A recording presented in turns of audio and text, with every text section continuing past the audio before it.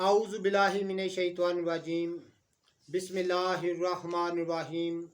अल्लाहुम्मा सल्लि अला सय्यदना मौलाना मुहम्मदिन व अला आलिहि व सहबिहि व बारिक वसल्लम। तमाम तारीफ़ें रब्बुल इज़्ज़त की हैं जो तमाम जहानों को पालने वाला है। मैं हूँ हकीम आमिर शहज़ाद डस्का से। नाज़रीन किराम, आपकी खिदमत में हुक्म कदीम का माल जाती रुझान, उनकी गहरी फ़िक्र, अमराज के दफ़ा के लिए हिफ़्ज़ान सेहत पर उनका फ़लसफ़ा, उनके माल जाती वाक़यात जो बहुत ही सबक आमूज़ होते हैं, साथ में जड़ी बूटियों की सही शक्ल सूरत, उनके सही नाम, उनके सही फ़ायदे मैं आपकी खिदमत में अर्ज़ करता हूँ। जितने भी मेरे दोस्त अहबाब चैनल पर नए हैं वो चैनल को सब्सक्राइब ज़रूर किया करें। नाज़रीन किराम, इस वीडियो में मैं आपकी खिदमत में हुक्म कदीम के अजीम मलफूज़ात आपकी खिदमत में अर्ज़ करने जा रहा हूँ। नाज़रीन किराम, बुखार में हुक्म कदीम का फरमाना है कि बुखार में बार बार लज़रे का यानी बार बार कांपना, बुखार में अगर उसका दौरा आए, लड़ज़रा उसको कहते हैं, कांपने का दौरा आए, तो ये अंदेशनाक बात है, यानी तफ्शीशनाक बात है। दिन के औकात साल के औकात से मिलते जुलते हैं। मसलन सुबह का वक़्त मौसम बहार के मुशाबा है और दोपहर का वक़्त मौसम गर्मा के मुशाबा है। दिन का आखिरी हिस्सा मौसम ख़ज़ां के मुशाबा है और रात का वक़्त मौसम सरमा के तरह है। जिस तरह साल के मुख्तलिफ मौसमों से ख़ास बीमारियों का तल्लुक़ है, इस तरह इन औकात से है। दिन रात के मुख्तलिफ हिस्सों में मुख्तलिफ किस्म की बीमारियों और राज का गलबा या इनमें कमी होती रहती है। तो नाज़रीन किराम, रात का वक्त सख्तियों और मुसीबतों का बिस्तर है। इसमें अमूमा बीमारियों की तकलीफ़ ज़्यादा मालूम और महसूस होती है। एक दवा दो दवाओं के मरकब से और दो दवाओं का मरकब तीन दवाओं के मरकब से बेहतर है। बहरहाल थोड़ी दवाओं की तरकीब ज़्यादा दवाओं की तरकीब से बेहतर है। अगर किसी औरत के खून हैज़ या अफरात आता हो तो अजहर को पीस कर पेड़ू पर लेप करने से, इसका जुशांदा बनाकर पीने से शफा हासिल होती है।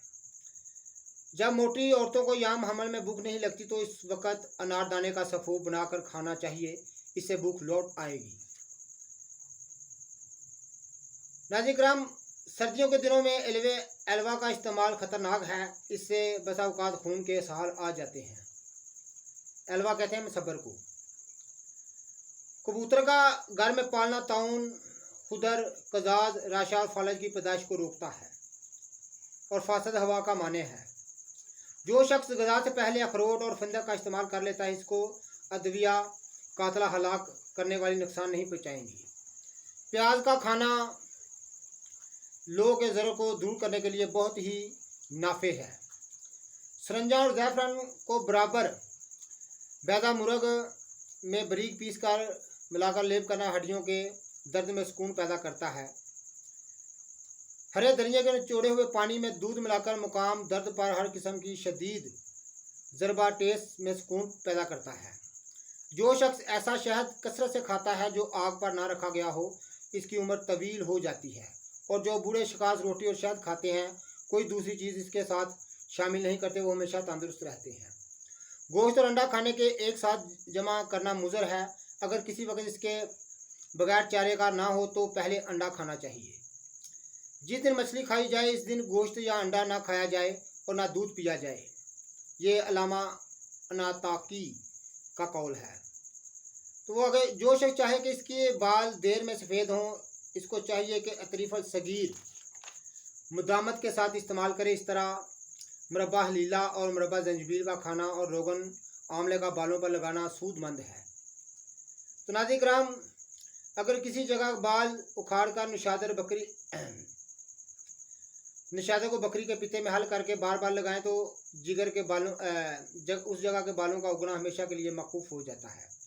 अगर किसी शख्स के सर और बुनों के बाल जड़ जाएं, इस वजह से गिर गए हों, तो इसे चाहिए कि 4 महीने तक मूली खाना या मुदामत करें। इंशाल्लाह बहुत अच्छे बाल उगाएंगे।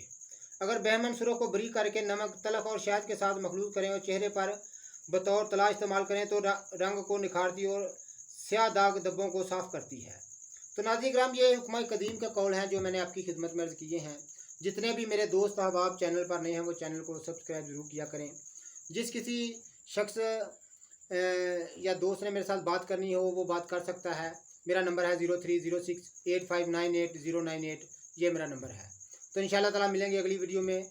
ज़रूर वीडियो को शेयर कीजिएगा, लाइक कीजिएगा। अल्लाह हाफिज़।